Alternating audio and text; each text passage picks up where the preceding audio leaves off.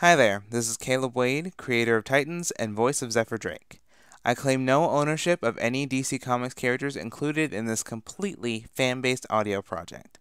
The aforementioned characters include Bushido, Nightwing, Stargirl, Oracle, Cheshire, Tempest, Hotspot, Arrowette, Jericho, Blue Beetle, and Wonder Girl, as well as any DC Comics characters mentioned within this episode. The only things that I claim ownership of are the idea of the fanbase project Titans and the character Zephyr Drake. Thank you for listening.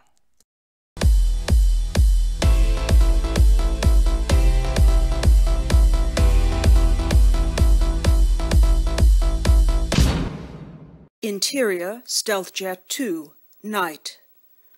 On the second stealth jet, Cheshire sharpens her psi daggers. The rest of her team is ready to carry out their mission. Zephyr tries to practice harnessing his new power, but to no avail. You're trying too hard. Why couldn't I have gotten something easier to control, like levitation or even astral projection? Control over energy is a worthy power, Zephyr. I knew of a woman in my old clan who could control energy. She saw it as a powerful gift. Old clan. As in Ninja Clan? Don't let the sarcasm fool you. I did earn my ninja badge. I left them to join Titans. I wouldn't want the power to control energy. I'm alright with just my bow. What if your bow gets broken? Or worse, you get captured without any weapons. Do you know how to defend yourself? Of course I know how to fight. I didn't ask if you knew how to fight. I asked if you knew how to defend yourself. How to escape out of a tight situation without anything but your wits. Do you? Though I don't have this energy thing under my control, I'm glad to have it. I mean, what if I get captured and my enemy knows that my magic is verbal? No speaking means no spells. Jericho still needs eye contact to possess anyone. And even then, his body is still vulnerable. Jericho nods as Zephyr sits down beside him. There will come a time where you will have to be more than your weapon, and I won't be the one who is asking you if you can defend yourself. You're lucky to have Beetle as a partner, so if all else fails, he can just bust in and help out. I don't want to be saved by him. I didn't want to be saved by Tempest when we started out, but if I wasn't, I'd be dead. Sometimes having a partner isn't the end of the world. Arrowette nods, contemplating the other's words as she readies her quiver. Cheshire moves to the cockpit of the stealth jet to check on their progress, and Jericho taps on Zephyr's arm. Yes? What do you need, Jericho? Jericho starts to sign a message to Zephyr, but Cheshire comes back into their area and interrupts him. The pilot's stealthing the jet and letting us out on the rooftop 5 kilometers from our objective. We are to meet with our contact in the field and carry out our mission without any hitches. Zephyr and Jericho stay to the alleyways and on the ground while Arrowette and I stick to the rooftops. Comm channel's active? Only if Oracle needs to let us in on something. Zephyr, could you use a spell to link us into telepathic conversation? To avoid comm tracking, right? I can try. Torul stenim imakib dignil retojet. Blue mystical energy moves from Zephyr's hands, connecting all the team's minds together. Did it work? Yeah, I hear you. Zephyr? Loud and clear. Jericho nods at the others, revealing that he can hear the others. All right, we have our orders. Let's get this done. Exterior, alleyway, Japan, night. Zephyr and Jericho stick to the shadows, their allies traversing from rooftop to rooftop overhead. Zephyr, seeing patrolling policemen in their way, stops Jericho with a simple gesture. Police. Do we sneak through? Knock them out with a spell. Pass through. Womit asik tatlu kokmet tuo. The young mage makes the motion of blowing a kiss at the policeman, sending a blue cloud floating to them and knocking them out. Cheshire views the action, rolling her eyes. Blowing them a kiss, Zephyr? Hey, it was the first thing to come to mind. Well, after I replaced Knock 'em Dead with Knock 'em Out. It's inventive. I'll give you that. Zephyr and Jericho silently make their way towards their destination, with Cheshire and Arrowette joining them. The four look around the back alley and prepare themselves for any potential attack. Anyone know who this contact is? Well, I guess someone wearing the Titans insignia? Which could be anyone with a grudge against, any of us. A flickering light comes from one of the rooftops. the light getting brighter and bigger as it approaches. Soon, a young man hops down from the roof, using flame jets from his hands to break his fall. He is Hotspot, member and friend of Titans. Quite the entrance. Thanks, but that's not why I'm here. You're the stealth team? Yes, we are. Destination coordinates? Your first target, Amatara Yokoyama, is 10 meters from our location. He will be in his company's skyscraper at the... Top floor. Yeah, how did you... It's a big cliché with villain types. After you capture Yokoyama, your second target will be a bit trickier. He will be at the docks on the other side of town. It's his favorite hangout at night, apparently. So, we infiltrate the skyscraper, probably teaming with guards, somehow make it out, and then go to the docks, which is also probably full of guards. Yep. And you guys are used to this sort of thing. You should see Fridays for Team 5. Jericho smirks at Zephyr's response as Cheshire looks up towards the sky. Her eyes find some of the buildings that surround Yokoyama's skyscraper, and she nudges Zephyr. Think you can create a portal for us on the top of the building? I've never created a portal, especially to a place I've never been, but I can give it a go. Keep it as low-key as possible. I'll be on communications, comm channel 5. Understood. Watch your back. As Hotspot leaves the group, Arrowette places a hand on her hip. What were you saying about a portal? Etiarch alatrop ut et pot fo it nidliob, tot siod ton isiar noisipsis. Zephyr throws a bolt of energy into a nearby wall, opening a portal to the top of the skyscraper. The action nearly drains him, and Jericho catches him as he stumbles. Cheshire raises a green mask that covers her mouth and nose, readying her weapons. Let's do this. Exterior, parking lot, Japan, night. Bushido's team exits their cloaked stealth jet on the other side of the city, the swordsman looking around as it departs. Our contact should be here. If it's Stargirl, maybe she got occupied with autographs. What if it isn't Stargirl? Then it'll be a surprise. Hope you guys are ready for a party. Where is your location, Stargirl? Suddenly, Stargirl rides in on her cosmic staff from a nearby alleyway. Bushido's team gets ready for a fight as Stargirl lands in front of them. What in the world? The full force of two gangs start to flood in from the alleyways that surround the team. Stargirl arms herself with her staff, cosmic energy swirling around her weapon. I do not see how this is a party. Really, amigo? A reference? A reference to what? Gang members launch their attack before Blue Beetle can explain. Bushido draws his sword, focusing his energies and releasing a wave of wind to clear out most of his enemies. Tempest and Wonder Girl leap into the thick of things, while Blue Beetle and Stargirl provide ranged air support. Bushido slashes his way through a third of the men, seeing that more and more gang members are piling into the parking lot. They're coming from everywhere. Hold your ground. Tempest activates his braces, forming ice maces to aid his defense. Wonder Girl grabs her lasso and leaps into the air, using it as a whip and taking out most of the gang members. There's too many of them! Bushido kicks off a few enemies before drawing another sword from his waist.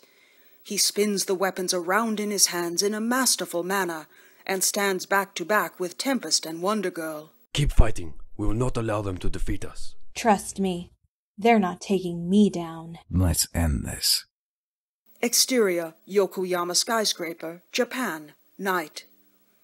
Cheshire's team emerges from the portal, and Zephyr tries to focus himself, albeit to no avail. He starts to stumble, and Arrowette and Jericho try to steady him. Whoa, you okay? Yeah, that portal took a lot more out of me than I thought. I just need to rest a little. Understandable. Do you have enough energy to hold up the portal and change it to the Titans' holding quarters? I think so. Stay here and keep the portal open as long as you can. Jericho, stay here and do whatever he needs. Arrowette, you're with me. Let's bag a businessman. Make sure that extraction portal is up and running. This is going to be a bit close. Cheshire draws a grappling hook from her belt, wrapping it around an air conditioning unit. Arrowette hooks onto the line, and the two rappel down to the top floor's window. Zephyr collapses soon after their infiltration, falling onto his knees.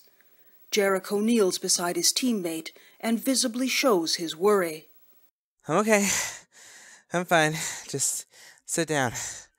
I need your help, okay? Jericho does as Zephyr asks and sits down in front of him.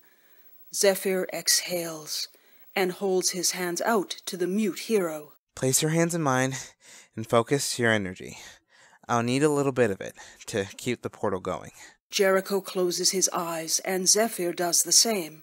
Tel imsigam diasu. Tel rosegrin dlosit latrop. Dena is not steed no tanetsed, ut ere ta I iriset. Blue and green-colored energies move from the bodies of the two young men and meld with the portal to strengthen it. Zephyr lets out a small sigh and smiles. Thank you. Interior, Yokoyama skyscraper, night. Arrowet and Cheshire stay to the shadows in the hallway leading up to their target. Think he's expecting company? Cheshire rolls her eyes at her teammate and silently takes out the two guards posted at the entrance to Yokoyama's rooms. Arrowet knocks a KO arrow into her bowstring and stands on one side of the doorway while Cheshire stands on the other. 3, 2, 1, breach. Arrowet kicks open the door, taking aim and hitting the target in the head with her KO arrow. Cheshire catches the businessman before he collapses fully. Zephyr, we need that portal. Give me a minute. Suddenly, a swirling mass of energy appears in front of the women. Cheshire drags the man into the portal, Arrowet following her in. Exterior, Yokoyama skyscraper, Japan, night. Zephyr and Jericho wait for their teammates and the next phase of their assignment. Cheshire and Arrowet soon stand next to them, the portal they came through cycling closed. Stealth team to hotspot. The first target has been captured. Excellent, stealth team. Your next target is 20 meters from your current location. Any resistance? No. Fortunately, your target is all of his guards attacking the other team. You should get through this with no problems. Hotspot out. Jericho helps Zephyr to stand, and Cheshire gathers her grappling hook. Let's go. Exterior, Takeda Corp building, Japan, night. Cheshire's team runs towards the building that houses their second target. Their approach is less than stealthy, but a well-placed spell from Zephyr disables any security cameras. This should be easy, right? Zephyr and Jericho stop on the steps leading to the door and turn towards the rest of their team. Come on, the guy has no guards. We should be... Ah! The mage's words are interrupted by a fiery explosion that knocks both Zephyr and Jericho away from the building. Cheshire and Arrowet kneel and shield themselves from the blast, though no one is hurt severely. Are you all okay? We heard an explosion. Zephyr moves to reply, but the figure of someone walking from the flames stops him. The figure reveals itself to be a woman, and she seems to be dragging a person out of the building. Zephyr, Cheshire, report. What's happening? The woman makes it through the flames unscathed, but the man that she is carrying isn't so fortunate. Third-degree burns cover the man's body, though something tells the team that he is, or now was, their target. The woman has a shock of red hair and piercing aquamarine eyes. There is no mistake. She is the woman from France. She lets go of the body, gives the team a smile, and then disappears back into the flames. She was here. The woman from Paris. What about Takeda? He's dead. Third-degree burns did him in. There's nothing else we can do here. Both teams, head back to base. I'll let you sort out who gets on which jet. Hotspot out. Interior, Stealth Jet 1, night. Team 5, along with Jericho, sit in silence on Stealth Jet 1, Tempest pacing around and trying to work over the thoughts in his head. This is the second time that the red-haired woman has appeared on one of their missions, and he is tired of it. Are you two alright? You were closer to the explosion than Cheshire and Arrowet. Jericho nods, and Zephyr doesn't reply. The Major's eyes are focused on Tempest, who stops pacing and matches his gaze. I should have been there to stop her. There was no reason for her to attack you. That was the second time that woman has appeared, and the second time she's tried to kill me. Whether that was planned to kill my team or not, she's gunning for us. We've got to stop her. Now wait a minute. No. No waiting. She's not gonna stop, Garth. You saw how she was in France. Yes, I did. If that's t.i.t.a., she may be misguided. Maybe the League of Assassins brought her back with the Lazarus Pit. Even so, why would Ra's al Ghul want her? He's got enough assassins. He's got a league full of them. There was nothing misguided about the smile she showed us when she walked through those flames. Suddenly, Tempest bracers light up and start beeping. The Atlantean sighs, pressing a button on the detachable display. Team 5, mission report. Target 1, Amataru Yokoyama, was captured successfully. Target 2 was KIA. What do you mean, KIA? What happened? Stealth team approached the t.i.t.a. Corporation building with the intent to capture the second target. However, the building exploded and knocked Jericho and I back. Do you know who did it? It was the redhead woman from Paris. Jade and I saw her smile as she walked from the flames and held the burned corpse of t.i.t.a. in her hand. She dropped him in front of us and left the way she came. There was no remorse in her eyes. Just the look of a cold killer. Tempest, could you confirm if it was t.i.t.a.? It's a perfect match, but it's not the t.i.t.a. I know. Understood. We'll see you back home, Team 5. The communication signal ends, leaving Team 5 and Jericho back in silence. Interior Stealth Jet 2, night. On Stealth Jet 2, Stargirl and the remainder of Team 1 await Oracle to ask for a mission report. Arrowette is shaken up the most by what she saw, and sits in silence. Arrowette, what's wrong? The woman that I saw with the stealth team, she held our target in her hand like it was a bag of trash. You say she walked through the fire of the building without getting hurt? It was like she was invincible. Sissy, are you okay?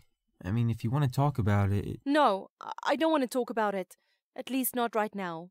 I'm sorry, Beetle. Blue Beetle smiles and mentally commands his blue scarab to undo his armor. A young Hispanic man with bright eyes and casual clothing gazes back at Arrowette and the other heroes on the jet. The girls are surprised, as they have never seen the controller of the blue scarab. Call me Jaime.